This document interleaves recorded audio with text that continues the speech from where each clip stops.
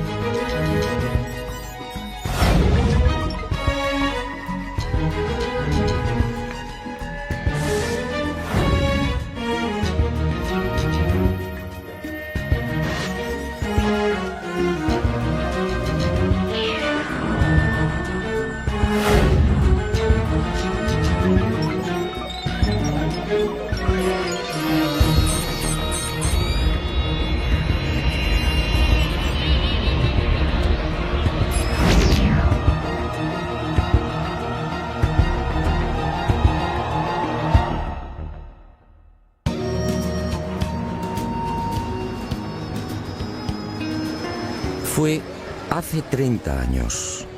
Aquí en Perú recibí el bautismo de fuego como investigador. Aquí, en una ciudad de Lima mucho más apacible y familiar, me enfrenté por primera vez al gran enigma de los ovnis. Aquí tuve la fortuna de contemplar dos naves no humanas. Y aquí, justamente, supe de otros formidables misterios.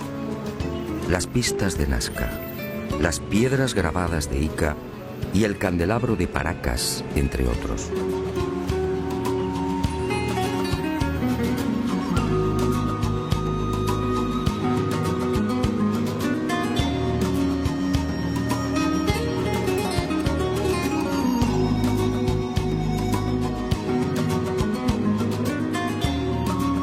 Sí, es mucho lo que le debo al Perú.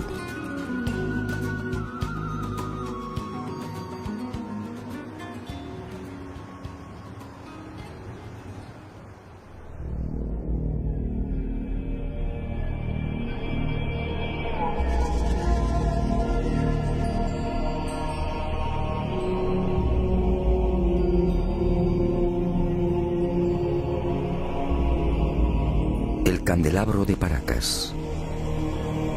Hace 30 años nadie supo darme razón del porqué de este gran tridente. Hoy la situación es la misma. Nadie sabe. Sus medidas son espectaculares. Longitud máxima 183 metros. Anchura de los brazos 3.2 metros. Profundidad de los surcos entre 1 y 1.2 metros. Y en la base un rectángulo de 20 por 14 metros.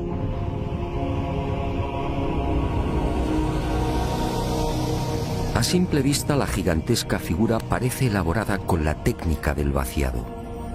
Alguien extrajo la arena y procedió a un férreo prensado de las paredes. Misteriosamente los fuertes vientos de la zona no han logrado borrarla. Y al excavar en los surcos surge una nueva sorpresa. A 10 o 15 centímetros, dependiendo del lugar, aparece una costra blanco-amarillenta de naturaleza cristalina, muy común en esta península. La deducción es inevitable. Hace cientos, quizá miles de años, la imagen del candelabro tuvo que ser distinta. En el pasado, esa blanca y pulida sedimentación lo haría brillar como un candelabro de plata. ¿Quién lo diseñó? No hay forma de datarlo. No existen referencias históricas. Nadie sabe cuál fue su finalidad. Para algunos se trata de un símbolo religioso. ¿Quizá el árbol de la vida? Para otros representa una constelación. ¿Quizá la cruz del sur? Hay quien asegura que estaríamos ante un signo ritual vinculado a sacrificios humanos. Sacrificios que tenían lugar en Isla Blanca y en el archipiélago de las Chincha, muy próximas al tridente. De hecho, el eje principal del candelabro aparece alineado con la primera de estas islas. Unas islas en las que han sido encontradas las momias de jóvenes mujeres decapitadas.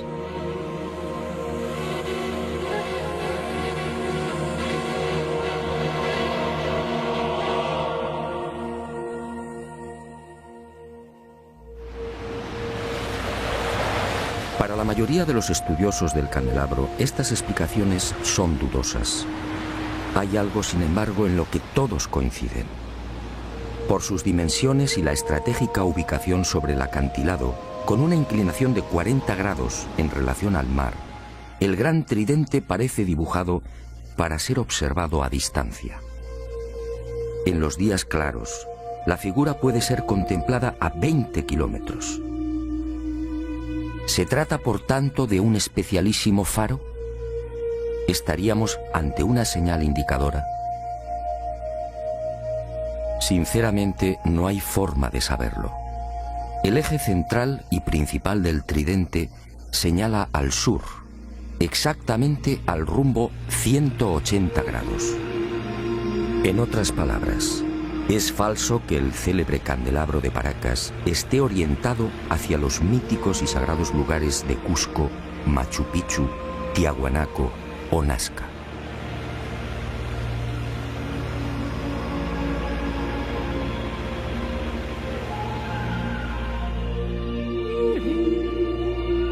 ¿Una señal indicadora? Es muy probable. Una señal para los navegantes y sobre todo para los que surcaban los cielos. Pero ¿quién tenía la capacidad de volar hace cientos o miles de años?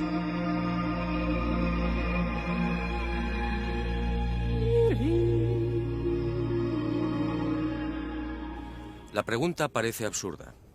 ¿Quién podía volar en la antigüedad? Para la ciencia está muy claro. Ningún ser humano tenía la capacidad del vuelo hace miles de años. Yo, en cambio, no estoy tan seguro. Sígame y le mostraré algo desconcertante.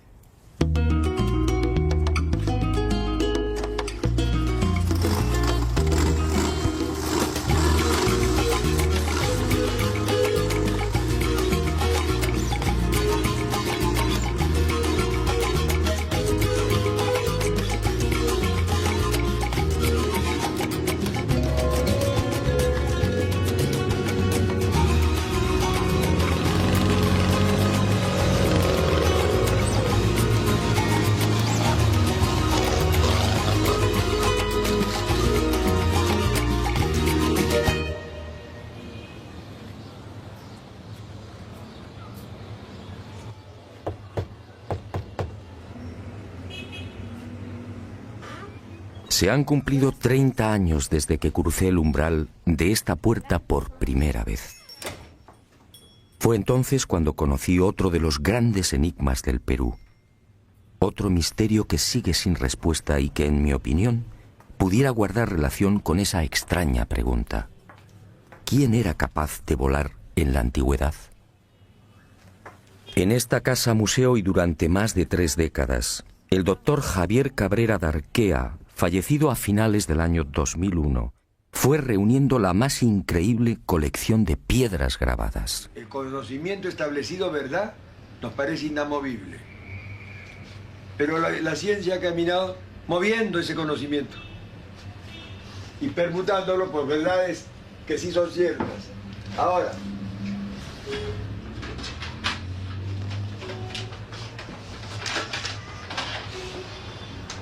esos instrumentos que ha visto ahí. Ahí está. ¿Como de hueso, claro? Hueso humano, tibia humana. 11.000 piedras de todos los tamaños, con unos altorrelieves asombrosos. Toda una biblioteca lítica desenterrada en el vecino desierto de Ocucaje. Todo un tesoro arqueológico que, al parecer, le fue suministrado por los indios. Pero el doctor Cabrera murió sin que la ciencia reconociera su gran labor. Es verdad, sí. Y este es el... Y este Lo es mismo el... que salió en Japón, salió acá en Paracas. Ah, sí, es verdad, sí. Los seres que llevaban como una... En las piedras aparecen unos hombres realmente singulares. Son representados con grandes cráneos y con manos de 4 dedos, siempre sin pulgares. ¿Quiénes son estos seres? En opinión del doctor Cabrera, estaríamos ante una humanidad desconocida y remota que habitó la Tierra hace millones de años. Una humanidad, aseguraba el médico peruano, que alcanzó unos conocimientos y una tecnología extraordinarios. Y por razones desconocidas, desaparecieron.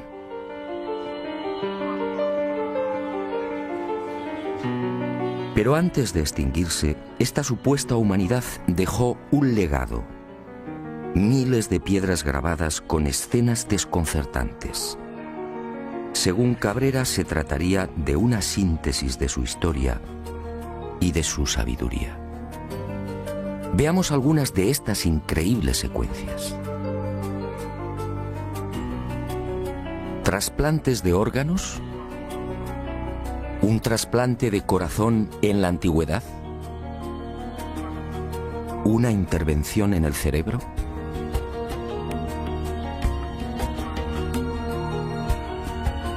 ¿Transfusiones de sangre? ¿Cesáreas hace millones de años?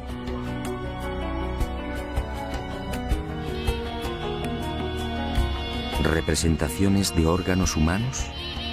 ¿Hígados? ¿Corazones? ¿Riñones? ¿Cómo es posible?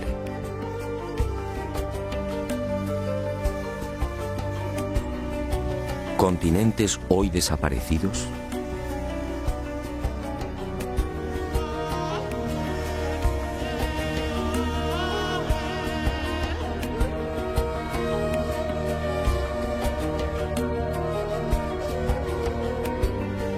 ¿Animales antediluvianos? ¿Grandes dinosaurios? ¿Hombres conviviendo con dinosaurios? ¿Hombres aniquilando a estos temibles reptiles? ¿Cómo es posible si estos animales desaparecieron hace 65 millones de años?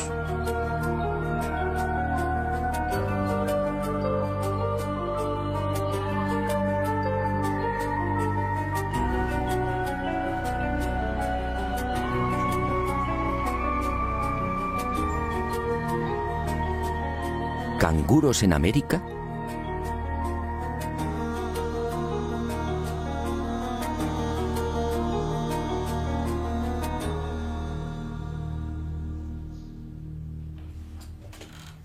A lo largo de estos últimos 30 años, en las numerosas visitas a Ica y al desierto de Ocucaje, traté de descubrir el yacimiento del que supuestamente se extraían las piedras grabadas.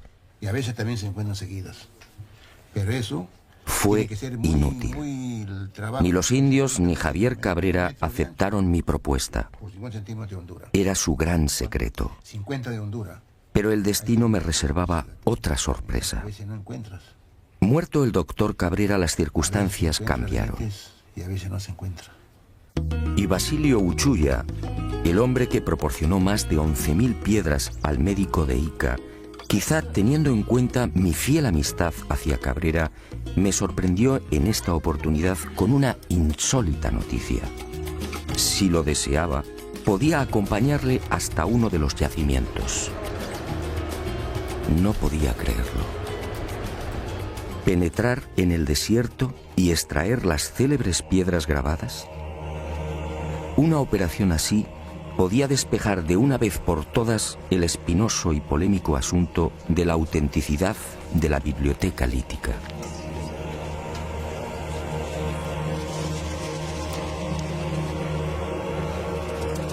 Eran las 08 horas de un caluroso miércoles 16 de enero del año 2002. Y nervioso, esperé.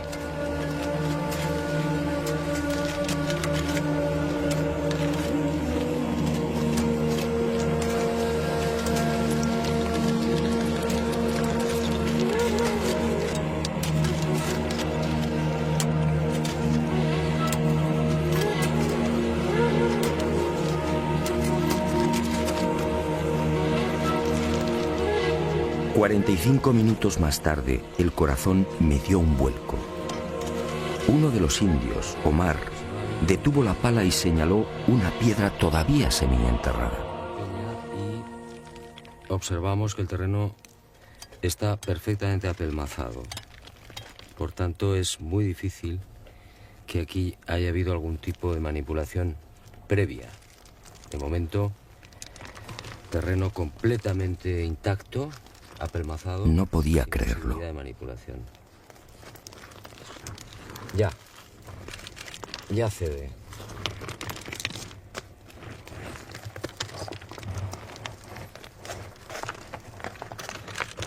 Es pesada, grande, de unos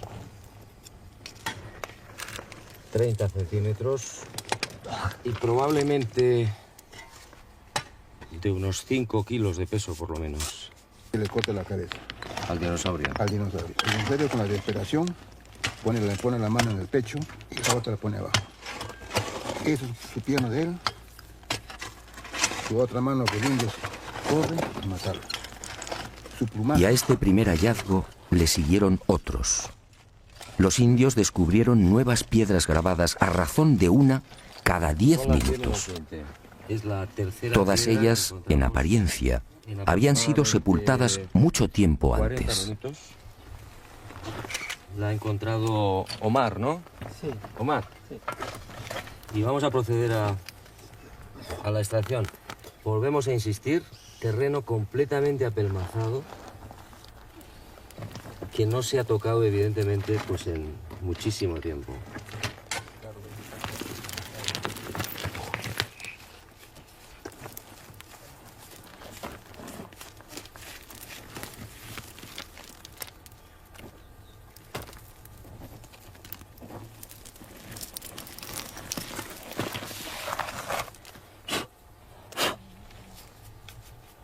Y se bota. Aquí Las grandes que tú le llevaste a Javier Cabrera, viene la parte de allá. de allá. Bueno, esta es la cuarta piedra. Son las 10 menos 5 de la mañana, fuerte calor, pero creo que está mereciendo la pena porque ante nuestra sorpresa aparece una más. ¿Quién sabe cuántas puede haber aquí, en este cerro?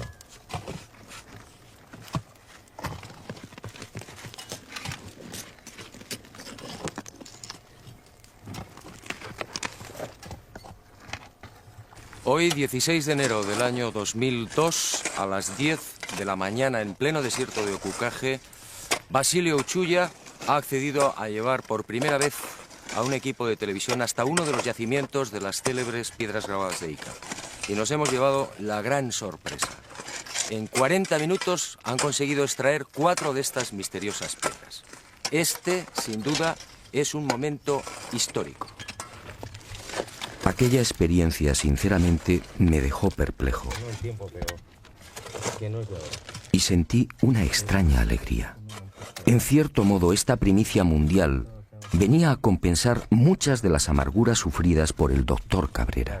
Ahí sí puede ser. Basilio, Y brindé qué? por él y por la valentía y coraje que demostró en vida. Pero este importante hallazgo solo era el principio de una nueva investigación. Ahora debía someter estas piedras a toda una batería de minuciosos análisis. ¿Se trataba de grabados antiguos? ¿Estábamos ante una humanidad perdida y remota? Y el enigma de Ica se oscureció mucho más. ¿Quién podía volar en la antigüedad? En la biblioteca lítica de Ica aparece grabado con nitidez: hombres prehistóricos volando sobre grandes pájaros. ¿Los domesticaron? ¿Se trata de gigantescos reptiles voladores? ¿Y qué decir de estos pájaros de aspecto mecánico? ¿Qué quisieron representar? Y cuerpo humano. Entonces, un momentito. Ni qué decir tiene que la arqueología oficial no acepta las teorías y conclusiones del doctor Cabrera de Arquea. Para la ciencia, la humanidad, nuestra humanidad, es la única. Y ceñidos a esta premisa, los arqueólogos peruanos se niegan incluso a examinar las piedras grabadas. Poco importa que los informes solicitados en su día por el doctor Cabrera a diferentes laboratorios revelen una misma y antiquísima pátina en la totalidad de las piedras. Que es curvo, que es limitado.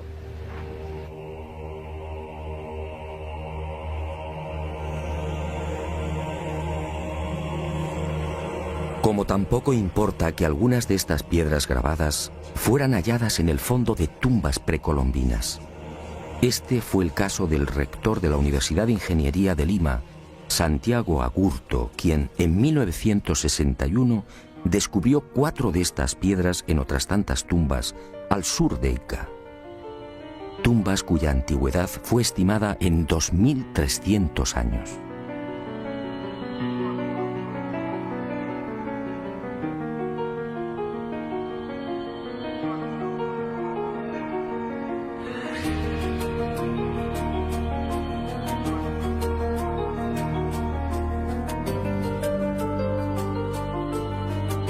A mi regreso a España, como dije, varias de las piedras grabadas desenterradas en mi presencia fueron enviadas a 5 laboratorios pertenecientes a 4 universidades españolas y una canadiense. Aunque los estudios no han concluido, los primeros análisis arrojaron el siguiente resultado. En algunas de las piedras, las zonas grabadas presentan una oscura pátina, consecuencia muy probablemente de un largo proceso de oxidación natural. En palabras sencillas, esos grabados no son recientes. Pero otros estudios en otras piedras han puesto de manifiesto que las incisiones presentan una clara factura moderna.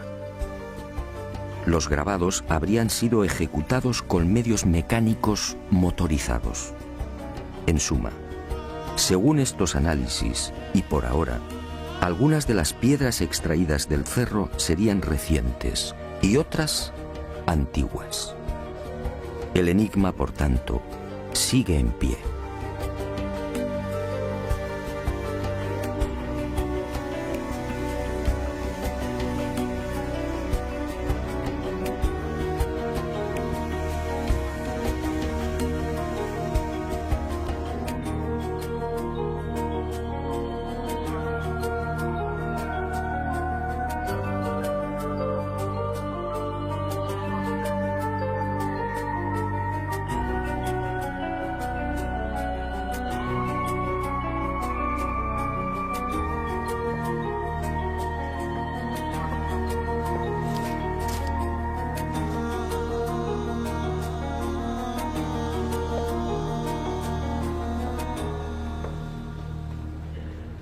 Sea como fuere, lo cierto es que los antiguos peruanos parecían obsesionados con el hecho de volar.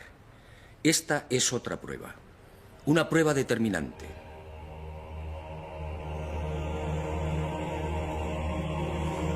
Huaco perteneciente a la cultura mochica, según los expertos fabricado hace 2000 años. Un hombre con alas.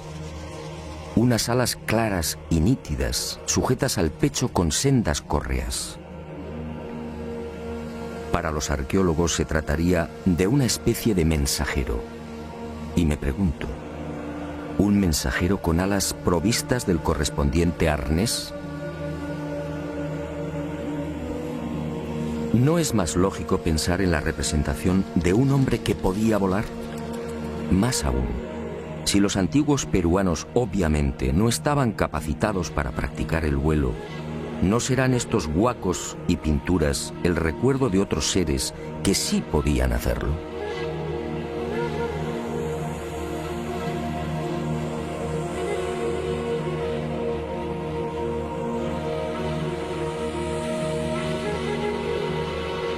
Dioses que sobrevolaron el Perú y que marcaron para siempre la memoria de los primitivos pobladores.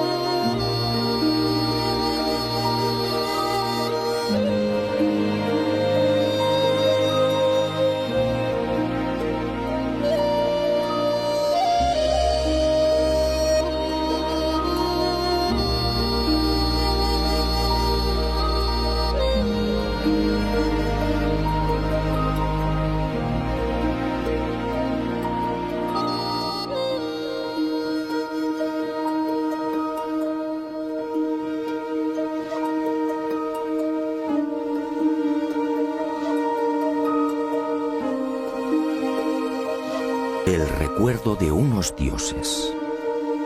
Quizás sea esta la explicación a las célebres y siempre fantásticas líneas y pistas que podemos contemplar en la desértica pampa de Nazca. Cientos de líneas kilométricas, cientos de pistas que asombran y confunden.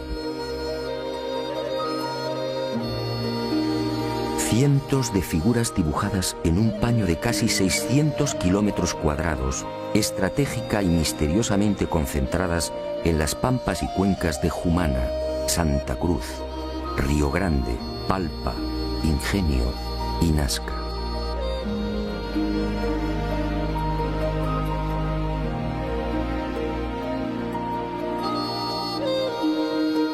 Una formidable obra desarrollada quizá como homenaje, quién sabe si como reclamo, a esas criaturas que hace cientos o miles de años surcaron los cielos del Perú. Los hombres alados, dioses capaces de volar, seres superiores gobernando extrañas y luminosas máquinas, dioses que prometieron volver. Y los hombres ansiosos plasmaron sus deseos en la tierra, dibujando grandes figuras, unas figuras solo visibles desde el aire, unas figuras mitad oración, mitad grito.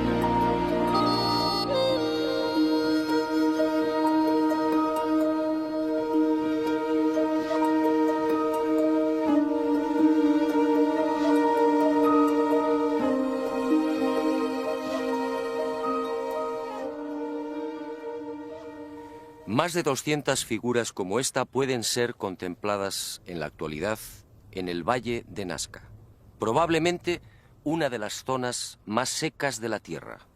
Aquí no llueve nunca, o casi nunca. La corriente de Humboldt en las costas del Pacífico, 3 grados por debajo de la temperatura del aire, es la responsable de esta extrema aridez. El índice de precipitaciones es realmente angustioso, apenas 1 centímetro cúbico al año. Y esas pocas gotas de agua se reparten en unos 30 minutos cada 2 años.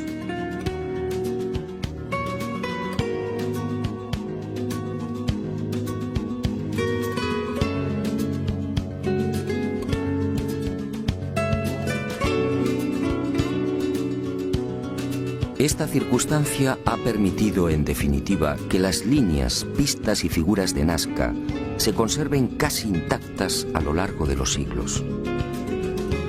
Y a la ausencia de lluvias hay que añadir también otro interesante y peculiar factor que ha preservado casi milagrosamente la integridad de este tesoro. Los guijarros de la pampa, sometidos durante el día a fuertes temperaturas, acumulan el calor, creando una especie de colchón que aísla la superficie del terreno y sobre el que se deslizan vientos y arenas.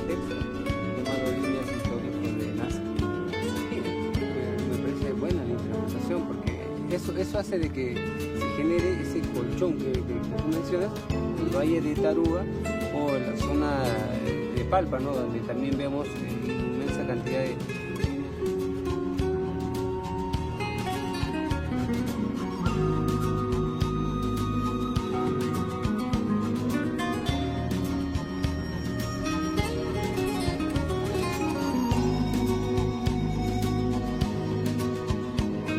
Amparados en estos dos importantes hechos, los creadores de las figuras y pistas solo tuvieron que proceder al barrido de la pampa para formar los dibujos. Al rayar la rojiza superficie del desierto, rico en hierro, aparece de inmediato una blanca capa de sílice, y el contraste de colores da vida a los formidables geoglifos. Los últimos estudios de datación, en especial los llevados a cabo por Percy Clarkson y Harry Hurton de las universidades de Winnipeg, en Canadá, y Nueva York, respectivamente, fijan la antigüedad de estos geoglifos en unos 500 años antes de Cristo.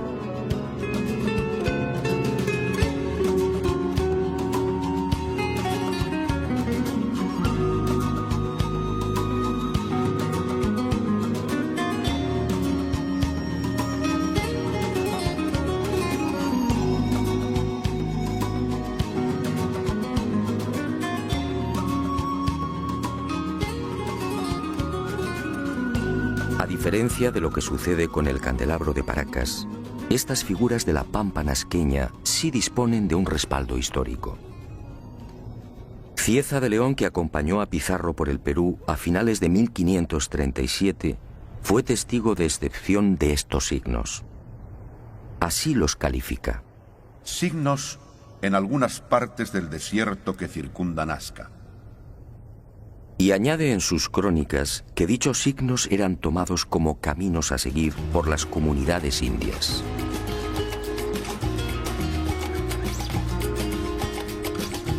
En esa misma época, otro español, el soldado Francisco Hernández, acampa durante una semana en Nazca y escribe en su diario: Los indios trazaban grandes líneas en el suelo.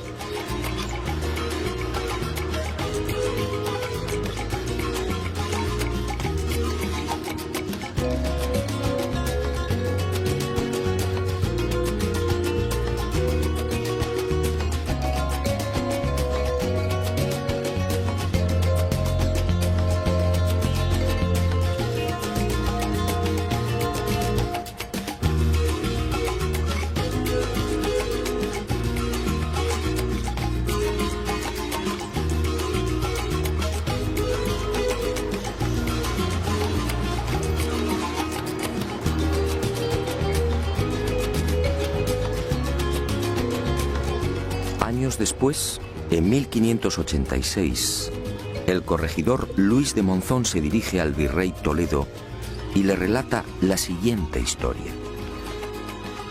Antes que los españoles dominaran a los incas, en tiempos antiquísimos, un pequeño grupo de otro tipo de gente a la que llamaban los viracochas llegó a esta tierra. Y obedeciéndoles, los indios los siguieron e hicieron caminos que hasta ahora se pueden ver, largos como una calle, a cuyos lados construyeron muros bajos. ¿Los viracochas? ¿Quiénes eran? Cuando consulté a los indios, todos coincidieron. Señalaron al cielo y exclamaron: dioses, dioses que volaban, dioses que llegaron de Tiahuanaco y trajeron el arte y la agricultura, dioses que enseñaron cómo dibujar las líneas y figuras.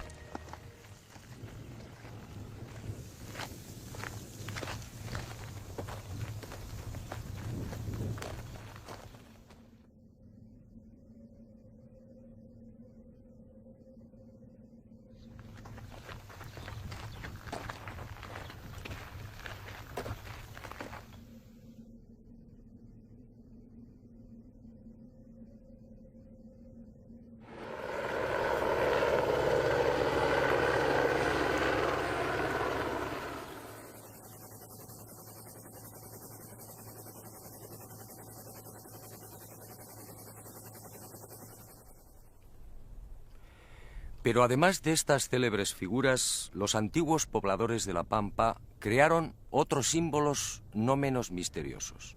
Unos dibujos que voy a ofrecerle en primicia. Sígame y juzgue por sí mismo.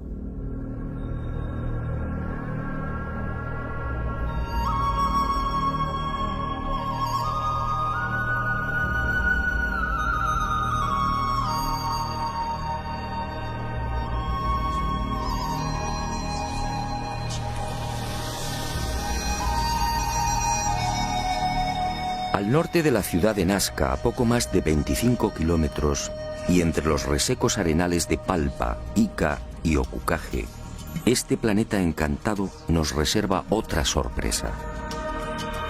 Decenas de geoglifos desconocidos. Alrededor de 300 figuras similares a las de Nazca, que nunca fueron filmadas.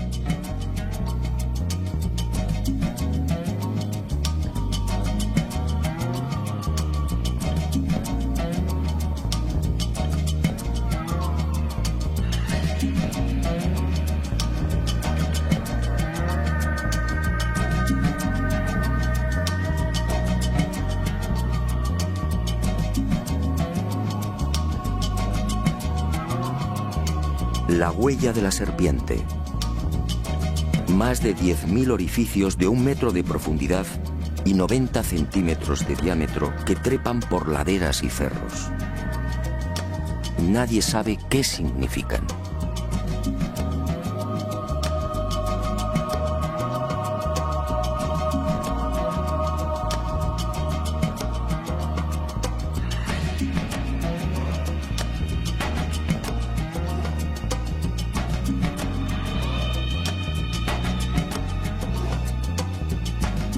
Lo que algunos llaman la tarjeta perforada. Otra enigmática sucesión de puntos en forma de aspa, excavados a lo largo de 15 columnas o líneas paralelas. ¿Se trata de un sistema de navegación aérea? Nadie lo sabe. El gigante de cabeza cuadrada. Otro ser enigmático coronado con plumas o antenas. Una figura antiquísima, probablemente de mayor antigüedad que las de Nazca, que levanta los brazos mostrando unos objetos igualmente desconocidos. Y en las laderas de los cerros próximos, nuevos gigantes. Seres que parecen saludar a quienes se acercan por el aire. Y en Pozo Santo y en el cerro de Cabeza Larga, más señales. Figuras geométricas incomprensibles, individuos gigantescos con enormes cascos, felinos, aves desconocidas para la ciencia. Todo un misterio, un irritante misterio.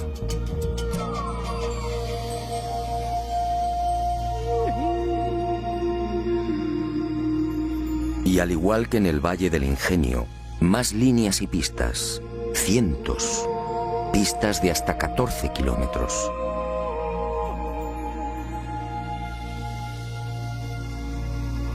Pistas de trazado impecable, entre las que surgen elaboradas figuras de aves y flores.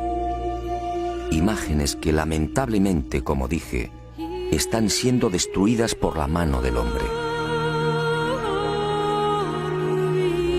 Y en el calcinado arenal de Ica, otro desafío. Esta figura fue descubierta en 1984 por los pilotos de Aerocóndor en la hacienda San Javier. Desde entonces recibe el nombre de la Estrella de San Javier. Mide 64 metros de diámetro y constituye sin duda el más arduo de los jeroglíficos. ¿Qué significa la gran cruz central? ¿Cómo debemos interpretar los 200 orificios y las decenas de líneas que unen los círculos? ¿Estamos ante un mensaje matemático?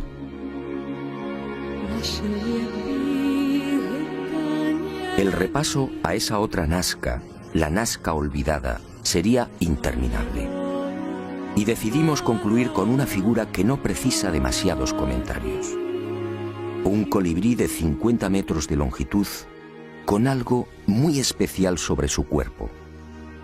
Sí, todos los que lo contemplan coinciden. Un avión. Un avión dibujado sobre el cuerpo de un colibrí. Alas rectas, morro puntiagudo y todo un timón de cola. Pero ¿quién volaba hace 2000 años?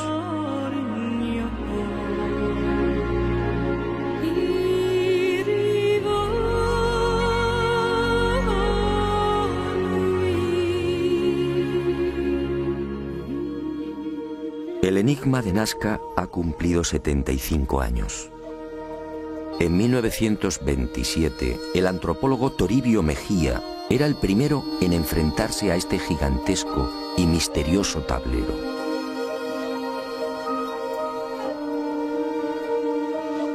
Después sería redescubierto por toda una legión de expertos. Para Kosok, por ejemplo, estas figuras eran la representación de las trayectorias del Sol, de la Luna y de los planetas. En otras palabras, el mayor libro de astronomía del mundo. Para Maria Reiche, la matemática alemana que dedicó su vida al estudio de la Pampa, se trataba de un calendario. Un formidable calendario en el que las figuras reproducían constelaciones y las líneas marcaban solsticios y equinoccios. Gerald Hawkins sometió esta teoría de Reiche a las computadoras y comprobó que la hipótesis del calendario era falsa. Para el explorador inglés Tony Morrison, las líneas son caminos, senderos sagrados que unirían templos. Pero ¿dónde están esos supuestos templos? Otros, como Jim Gutman, están convencidos de que los antiguos pobladores del Perú llegaron a fabricar y utilizar globos aerostáticos. Así, dicen, diseñaron las figuras. Dobkin de Ríos y Cárdenas van más allá y apuntan una explicación tan poco convincente como las anteriores. Según estos científicos, las figuras de Nazca no serían otra cosa que el resultado de la ingestión de alucinógenos por parte de los indios. William Isbell, en cambio, afirmaba en 1980 que estos geoglifos fueron la consecuencia de un simple entretenimiento, un procedimiento para mantener ocupada a una gran masa de población. La hipótesis no se sostiene porque, entre otras razones, estas figuras fueron trazadas a lo largo de 1500 años como mínimo. Henry Sterling llegó a proponer una explicación que obviamente fue desestimada. Los geoglifos de Nazca, escribió, son en realidad un gigantesco telar. Y recientemente se ha puesto de moda otra versión que tampoco termina de convencer. Según el hidrólogo Stephen Mabey y el arqueólogo Donald Prulls, estos cientos de imágenes serían simples marcadores de aguas subterráneas. El problema que hace tambalear los informes de estos científicos de la Universidad de Massachusetts es que de las 500 figuras existentes en los desiertos peruanos, solo 5 coinciden con napas o mantos de agua subterránea. Solo 5.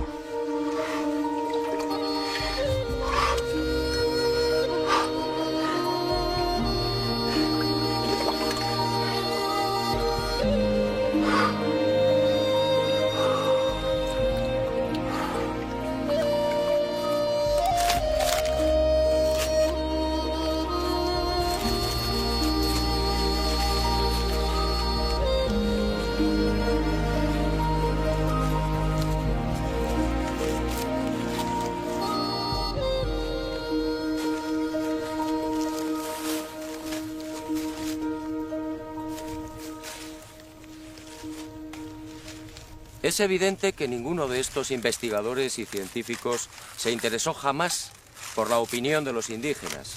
Yo sí lo he hecho. Y esta es mi conclusión. La tradición peruana dice: hace mucho tiempo, sobre esta pampa descendieron unos seres que podían volar. Fueron los viracochas, los dioses llegados del este. Unos hombres buenos que trajeron la paz, la concordia y el progreso. y fueron esos dioses quienes dibujaron las primeras líneas y figuras. Después, nosotros, los hijos de los viracochas, seguimos su ejemplo y aprendimos a dibujar en la arena. Ellos lo verán algún día y regresarán, y regresarán, y regresarán, y regresarán, y regresarán, regresarán, regresarán, regresarán.